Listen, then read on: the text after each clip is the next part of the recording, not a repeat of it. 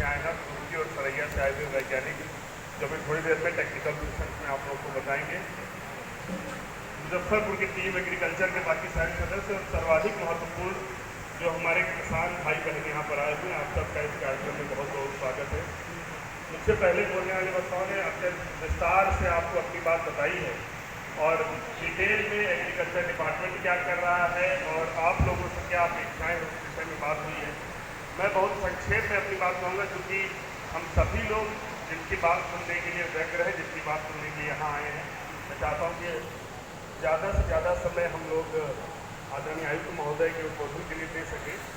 और जैसा अभी जॉइंट डायरेक्टर साहब कह रहे थे कि सर का एग्रीकल्चर में जैसा इंटरेस्ट है, उससे देख करके ऐसा लगता है कि सर एग्रीकल्चर डिपार्टमेंट के ही है। तो मैं बस उसमें एक ही बात ऐड करना चाहूँगा, क्योंकि हम लोग सारे डिपार्टमेंट्स को देखते हैं तो लगभग सारे विभागों की यही फीलिंग है कि कमिश्नर सर सारे डिपार्टमेंट्स को उतना ही समय और उतना ही अपनी ऊर्जा दे रहे हैं। ये बहुत ही ज़्यादा हम लोगों के लिए, हम लोगों की बहुत ही ज़्यादा एक खुशकिस्मती है कि सर का अनुभव और उनका गाइडेंस हम लोग को सभी डिपार्टमेंट को समय समय पर मिलता रहता है। आज यहाँ पर जो लोग उपस्थित हैं, मुझे उनसे बस वही 3 बातें कहनी है।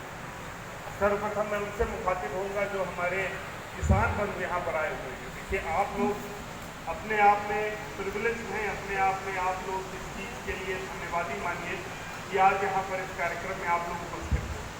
लेकिन आप लोग एक तरीके से सरकार के आँख कान और नाक हैं, इसलिए आपको आज यहाँ पर बुलाया गया है।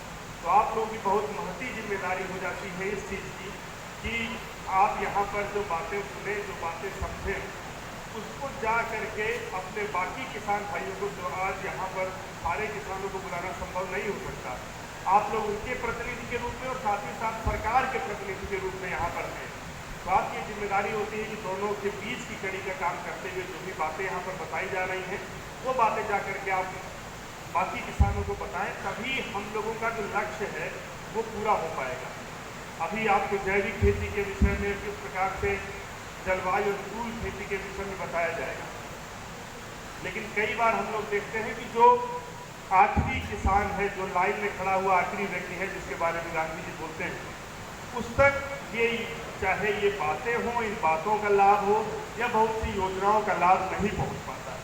तो हम सब की ये जिम्मेदारी है कि ये जो ज्ञान का संचरण है ये चलता रहे और जो सीमांत किसान है उस तक ये बात पहुँचे और वो भी इन सारी चीज़ों का फ़ायदा उठा पाए। क्योंकि जितना भी चाहे वो रबी महाभियान हो, खरीफ महाभियान हो, या जो इतनी ढेर सारी योजनाएं चल रही हैं विभाग की, उसका लक्ष्य बस एक ही कि किस प्रकार से हम अपने अन्नदाता को अधिक से अधिक मजबूत कर पाए।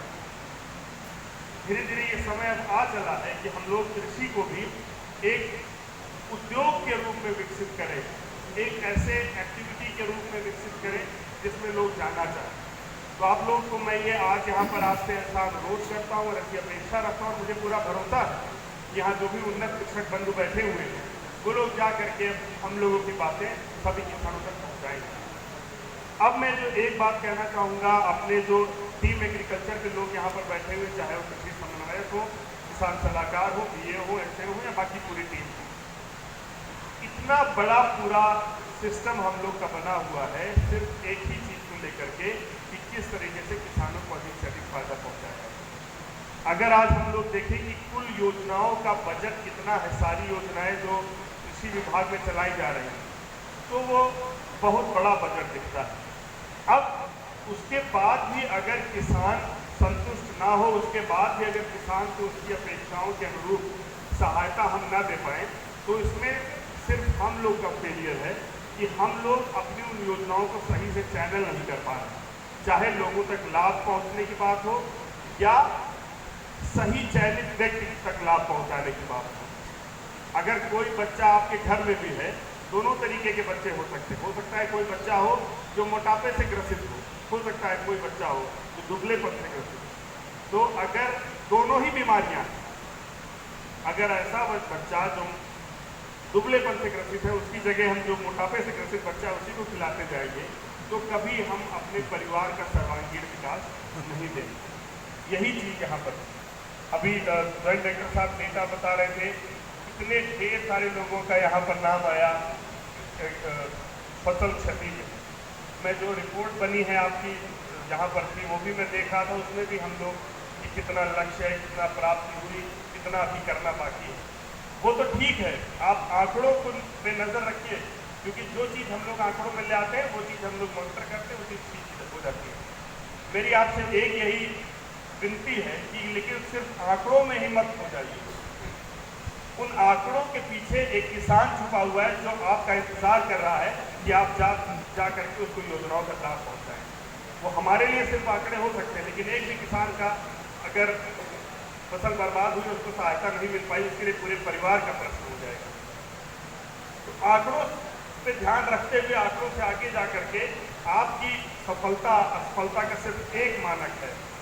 आंकड़े कुछ भी कहते रहे, अगर आपकी सफलता तभी मानी जाएगी जब एक किसान अपने बेटे को किसान बना। वो जो लक्ष्य है वो तभी प्राप्त होगा जब हम लोगों को इस प्रकार से जागरूक करें कि एग्रीकल्चर को किस प्रकार से रेन्यूमरेटिव बनाया जा सकता है, किस प्रकार से उसको अच्छे उद्योग के रूप में, अच्छे व्यापार के रूप में विकसित किया जा सकता है। उन तक बताएंगे, उन तक पहुँचाएंगे। और मेरी आप लोगों से यही अपेक्षा है कि इस लक्ष्य को ध्यान में रखते हुए ये महाअभियान तब तक चलते रहना चाहिए हम लोगों के मस्तिष्क में, हम लोग के दिमाग में, हम लोग के हाथों से, जब तक हम लोग देश को उस स्थिति में नहीं ले जा पाते हैं कि किसान अपने बेटे को किसान। इसी बात के साथ हम लोग, मैं अपनी बात समाप्त करता हूँ कि हम ज़्यादा से ज़्यादा क्या कह रहे हैं सुनने के लिए कमिश्नर सर को, जो आज अत्यंत व्यस्त कार्यक्रम से समय निकाल करके हम लोग के बीच आए हैं। मैं एक बार फिर से सर का बहुत बहुत धन्यवाद करता हूँ और आप सब लोगों को बहुत बहुत शुभकामनाएं देता हूँ।